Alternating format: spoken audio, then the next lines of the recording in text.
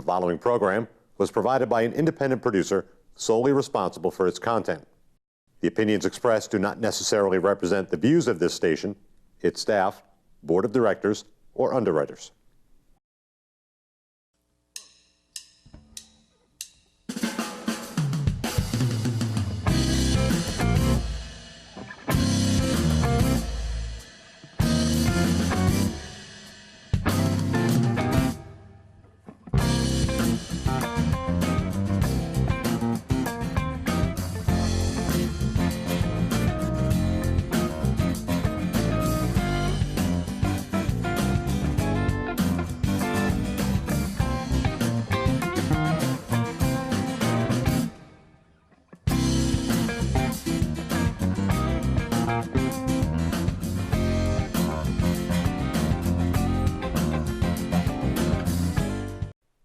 Welcome to Gate City Chronicles. I'm Kevin Avard, your host.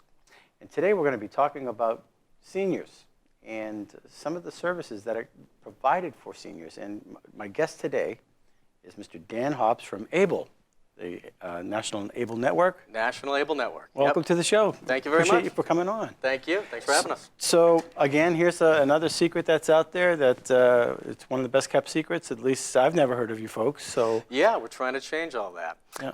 Yeah. I run National ABLE Network in the state here. So National ABLE Network's a national nonprofit. Our kind of headquarters is out of Chicago. And we run a series of workforce investment programs. Our program's much larger in kind of Chicagoland. But out here in New England, in Maine, Massachusetts, and New Hampshire, we administer the Senior Community Service Employment Program. We call it CSEP for short. And essentially what it is we're trying to get people, seniors, over the age of 55, kind of skill them up and make them more attractive to the job market out there. We kind of realize that there's a bias and a difficulty for people over the age of 55 to find work, and our program hopes to change all that. what type of work are we talking about? Well, we get that question a lot. I'll tell you, it could be anything. It could be anything. I know that's probably not the answer you're looking for, but we try to work it from the participant out. So everybody who comes into our program, we refer to them as a participant, and we're trying to look at their skill level, the work they've done, the experience they have, and also look at what do you want to do for work. And we try to guide them to that end. And we do that in kind of a two-pronged approach. So the meat and potatoes of the program is essentially setting people up with like a paid internship out in the community. Probably a good example right now is you have a gentleman kind of working in here for you. His name is Paul. Paul came to us, said he was having difficulty finding work, but Paul had this extensive background in computers and technology and had all this experience, but was still having difficulty finding work.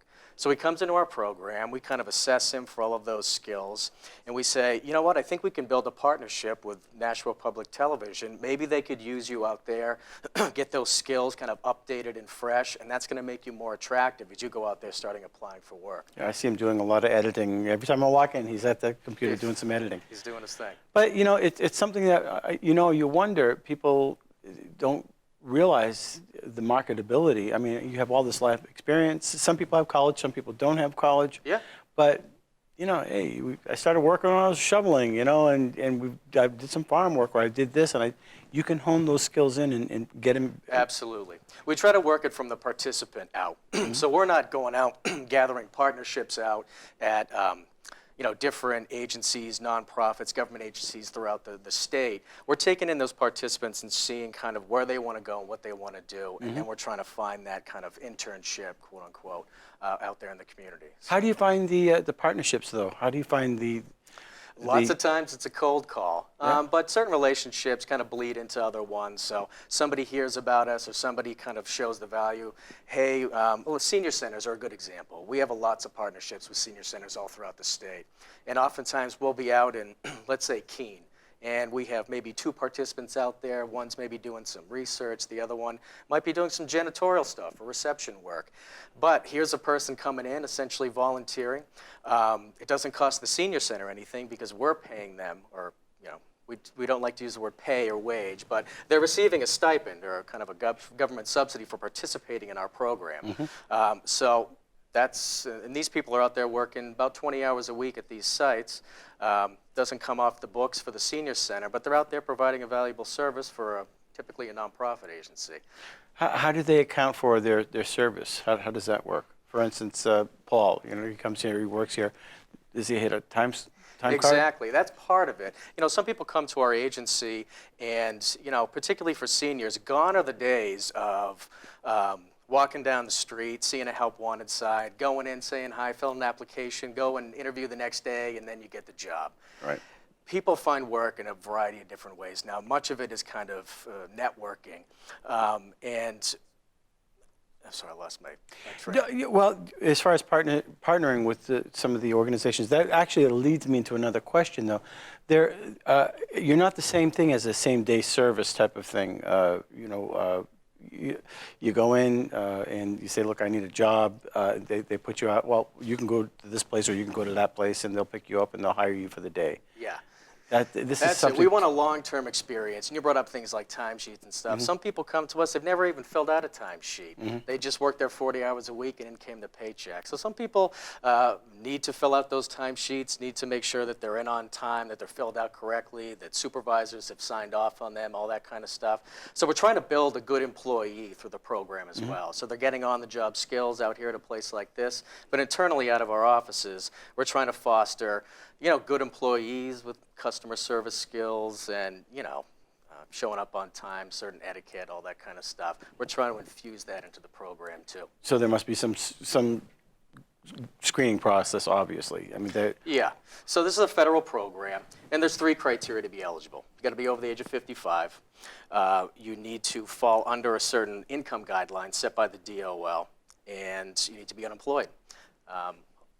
Qualify for all those things, and we can partner with. In fact, right now we still have some openings, and looking to take people on. So you were mentioning that prior that there was a certain amount, about 168. Right. So statewide. Every state, every grantee who receives this funding kind of gets a slot amount or a participant amount. So for us in the state of New Hampshire, we can have 168 people in the program at any given time. Now we cover 8 of the 10 counties out of New Hampshire. What we don't cover are Belknap and Merrimack County, kind of greater Concord area. The program still exists there. It's just administered by the Community Action Program, Belknap, Merrimack County Community Action Program. Yeah, that's up by the Lakes region. Exactly. Right. We cover everything else. So we're way up in Coos County, Berlin, Littleton. We're also down here in Nashua, Hillsborough County, Rockingham County. What do you base the pay scale on? It's always set at minimum wage. So that's just what the program allows for. So everything is set in New Hampshire at $7.25. Down in Massachusetts, It's 10. just got up to $10 an hour. Do you hire people from New Hampshire to go to Mass? No, it's gotta be a state thing. But I'll tell you, that affects us a lot. It's like here, Nashua and other border towns. You could get a job at Target here in Nashua and maybe make $7.25, or you could jump the border and make it up to 10. And the thing though is that you're offering a degree of training or apprenticeship, basically. Exactly. For those that need to revamp their skills. I mean, you could probably have some highly skilled individuals that still, like you said, are not marketable. You find that a lot? Yeah. Well, what I get asked a lot about the program is, what are the kinds of folks in your program? And I think they want just a quick little answer, but that just doesn't come. It really is everybody you can think of. We have people with doctorates who come to us who just can't find work, people who come from other countries who have high degrees that just don't translate to the U.S. They find themselves unmarketable. They need to find a new skill. They got to get into that workforce somehow. We also have people who have struggled to find employment for various reasons, health reasons, disabilities. So their entire life has been a struggle to get employment and retain employment. And that's what we're here for. We work hand in hand with places like vocational rehab. We work hand in hand with NHES or unemployment here in the state. We're all a part of that group trying to get people work. Tell me about some of your success stories. Sure. Well, I can pick on my favorite guy. We had an individual come to us who is one of those folks where he had struggled essentially his whole life to find good work. He had found himself doing some janitorial stuff here, maybe a busboy here, washing dishes, and he finds himself 56. And really struggling to find work. He was kind of at his wit's end. He ended up on our doorstep, came to us, just did not know where to go. He had kind of exhausted unemployment benefits and was really at the end of his rope. So he comes to us, and I put him to work in our offices. And he did various kind of office tasks, copying. He'd make some phone calls for us. Sometimes he'd even clean the office for us. What was great about him was he would do anything. He was a worker. He was a doer. So we got him to work there. What was great about him was having that work gave him that confidence. Work just isn't work. Work just isn't punching in and punching out. It gives you that sense of meaning and Productivity, purpose. yeah. Yes. And he really thrived. He started to take on additional tasks. So if he was just kind of vacuuming the office, a couple of copies here, I need you to stick a few things in the mail, can you run to the post office? He would do everything and do it well. Even if I asked him to make, I can remember this specifically, if I just said, I need you to make an exact copy of this packet of information, a file, let's say, he would meticulously go through all these things and make sure everything was copied perfectly. So he was a great worker. This individual, Dan, if anybody knows downtown Manchester, at one time we had an office right off of Elm Street, which is like this strip of shops and restaurants, all this kind of stuff. He applied to every single place down there. At one point, he applied for over 200 jobs just by walking in. So this individual had a criminal record, and that was basically his big barrier to getting in. So after about 2 years or so of kind of working with us and gaining new skills, he got out of the Elm Street area and started applying to other jobs around. Got a job within 6 months. He still has it to this day. 40 hours a week, benefits, the whole thing. He's never been happier. He's never been prouder of himself. Right. That's one of my favorite stories to tell. We had another individual, I don't think she minds me mentioning her name, Sonia. Sonia came to us, comes from Puerto Rico, had kind of wanted a better life for her family and moved her, they were in their teens, so kids came up, had them in the school system. She just turned 55 and she came to our door on her birthday. She had a great personality, but English was not her first language. She did some office stuff for us a little bit, but her language came quick. It came very quick. And I had her up at reception. She became the receptionist extraordinaire. Such a pleasant disposition. She used to work in hospitality in Puerto Rico, so she just had a nice way about her. Everybody who called felt like they got a big hug. She was with us for 4 years, which is the full length you can be on the program. So this just isn't a little 6-month jaunt. If you need to be on the program for 4 years, that's what we're here for, and she was. So she recruited other people onto the program. She was just a nice, welcoming person. She found herself also with a job after here, again, doing kind of receptionist stuff. Very nice. I mean, you know, this is our job, but, you know, we're doing it because we have a heart. And to see her kind of thrive and achieve things was great for not only me and her, but the entire office. Just a big smile on the face. So as she's working, she's also picking up skills. There's a lot you can pick up beyond just somebody sitting you down and showing you something, you know. Just being able to watch people do their work and see how, well, this individual over here, you know, he handled that situation in this way. But this guy over here, I kind of like the way he did that. She picked up on all those kind of small things and nuances. A lot of people, when they leave our program, they're always happy to get work. Mm-hmm. What almost always comes with that is this buildup of confidence. It's been so long since I worked. I never thought I'd find anything. I was going to give up. This changed all that. And to see people leave with that level of confidence, well-deserved confidence, I should say, too. Do you have a level of accountability for those that, you know, somebody, I just show up and they give me this check? Is there any level of that, or do you have an accountability? Absolutely. So this is a federal Department of Labor program, and this just isn't kind of a nonprofit where they're tossing money at us. We're judged by the Department of Labor as to how successful we are. Mm-hmm. So we need our folks to be out there always applying for work, always looking for work. The idea is not for you to come into our program and stay for the full 4-year length. We're looking for you to come on, you know, sink your teeth in, get all those skills, and get out there and find work. So all of our participants, we're always looking for them to be looking for work. So nobody, we're not looking for anybody to just kind of sit down, claim a paycheck, and right. You know, just I'm sure some of my viewers might be asking that question. is this just another federal program where somebody just collects a check, or there is a level of accountability where There absolutely is. There are people come into the program and that becomes an issue. Some people come in, maybe it's out here at the TV station, but they'll come in and this becomes, oh, I finally found something. I'm getting 20 hours a week, I'm doing something I like, everybody's nice around here.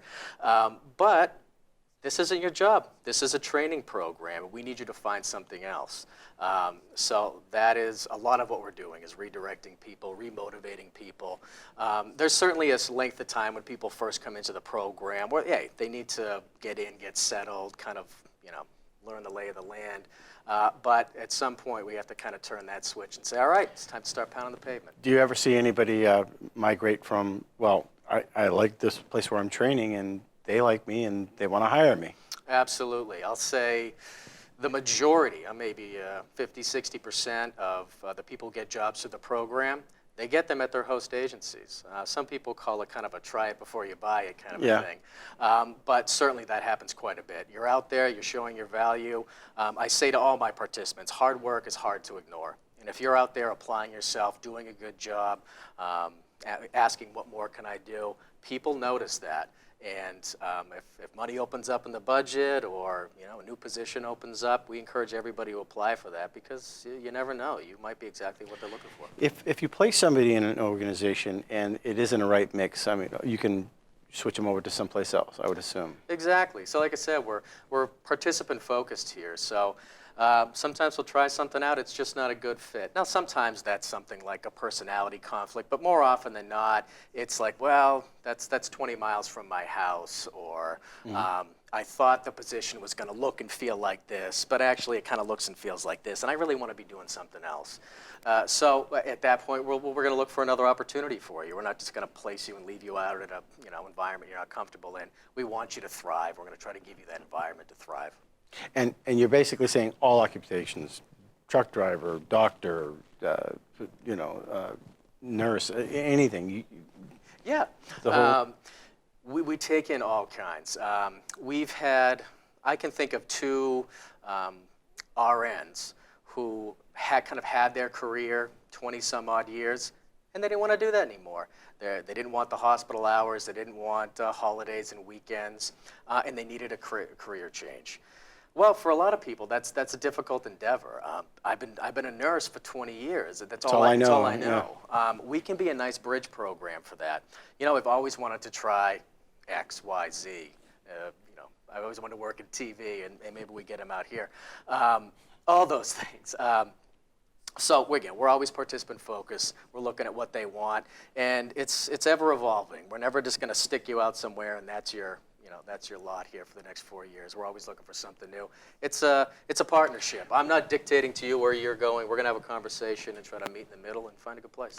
So I'm sure maybe you mentioned this, but on the employers, what is their obligation? It's a good question. So the federal government funds us, but almost all of the funds that we receive as an agency, they go out in the form of payments or stipends to our participants. So we're paying the wage for them out there, but we're asking that host agencies to train them up. So like Paul, who's working out here, he knows a lot about computers and video editing, but I'm sure he needed some guidance there. So that's what we're asking of those host agencies. We're going to kind of give you somebody out here, kind of a volunteer kind of a feel, but we're looking for you to train them up. That's the exchange. Is there a financial obligation to the feds for the employer? No. The relationship is a very basic one, very standard one, and really the nuts and bolts of that are, we're going to have somebody kind of train out at your agency. We're just looking for you to train them up to be a good employee. All right, so liabilities then. You got hurt on the job. We cover all workers' compensation, all that kind of stuff. So there really is no kind of significant burden to the agency. That's interesting. And so that's a win-win for the agency. If they want to partner with you, they need that extra Absolutely. person to fill that gap. Yeah. All of our participants work a level of kind of a support role. So we're never going to send somebody out there and have them be the supervisor of a department. It's always going to be a supervisory role. That's kind of within the regulations of this program. Mm-hmm. And where are you located out of? We have main offices out of Manchester. We're at 228 Maple Street. We've only been there for about a year and a half now. So if you know the area, we're across from the new police station or Gill Stadium downtown. We also have a satellite office up in Berlin, New Hampshire.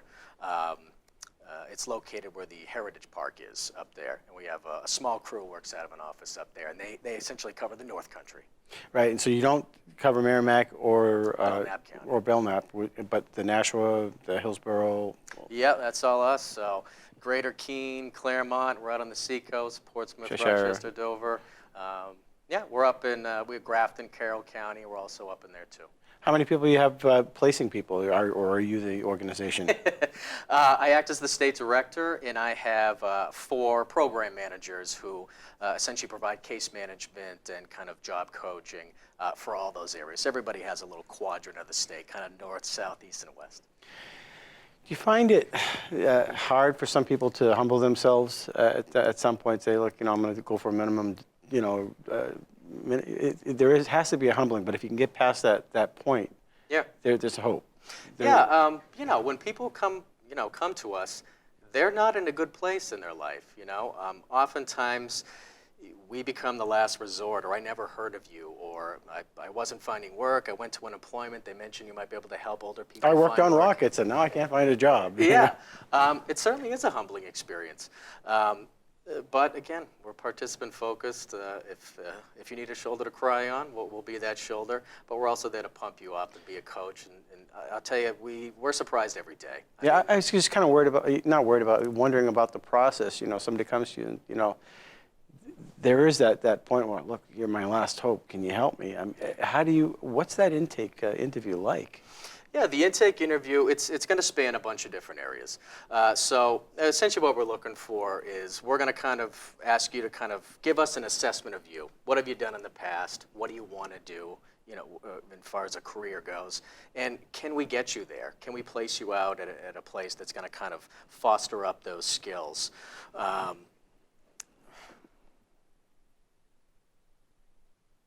If somebody was a teacher or worked for Raytheon or something to that effect, and they just can't, they're not marketable anymore. Maybe they phased out that job and there's no market there. Yeah. I got all these degrees and I'm either overqualified or whatever. Help me out. What kind of series of questions will you ask them? Where do you want to go if there's nothing out there? Yeah, we're going to get some basic stuff like what's your education level? How long did you work at Raytheon? What was your role there? What was your title, all that kind of stuff. But we're also going to assess, did you do customer service stuff? What's your level of computer understanding? All those things. We're going to cover all those bases. And again, try to get you out at a good site that's going to foster up some new skills or improve ones you already had. And like I said, I'm surprised. I've never heard of this, but it's a neat thing. Yeah, the program in New Hampshire, we have 160 people on the program. So we're big, but we're not that big. So we do get a lot of people saying, I never heard of you guys. I never heard of this program. We're not at a place now with funding where we're going to be spattering, ABC, NBC, CBS with, our ads. But this is how we get our word out in shows like this and some other advertising here and there when we find we have some money. Yeah. And of course, you must have a website. We have a website, www.nationalable.com. You can also email me directly, dhobbs, DHOBBS, @nationalable.org. Wonderful. And that's for the 55 and older. I'm going to be 53 this month, so I don't qualify. 55 plus, unemployed. And again, if you fall under a certain income guideline set by the DOL, to give you a kind of a range, a family of one, we're looking at about 125% of the federal poverty level. Mm-hmm. So a family of one, that's about $14,500. For a family of two, that's a little under $20,000. When I say that to people, they go, how do people live on that kind of money? And that's it. It's really hard to do that. But those are the folks we have in our program, have some low income, some real barriers, some real issues. But we also see a lot of success in the program too. Well, I appreciate you coming on the show to talk about it. Thanks. All right. Thanks a lot. Thanks for having us. And if, appreciate it. So if you're 55 and older, even on your birthday, you can apply. You heard him here. Contact Dan, and maybe we can get you back into the workforce.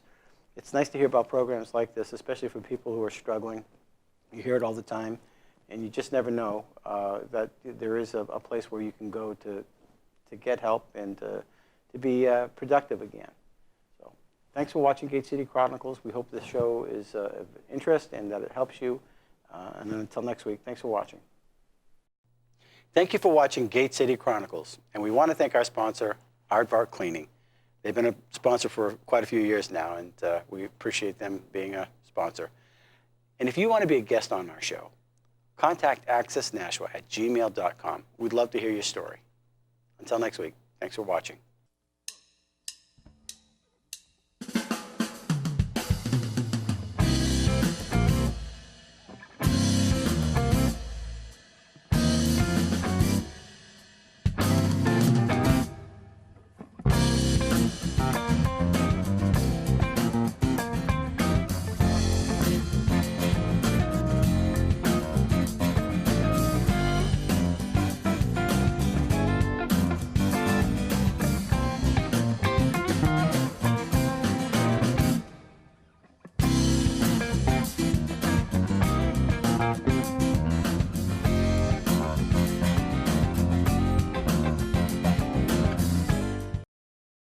The preceding program was provided by an independent producer solely responsible for its content. The opinions expressed do not necessarily represent the views of this station, its staff, board of directors, or underwriters.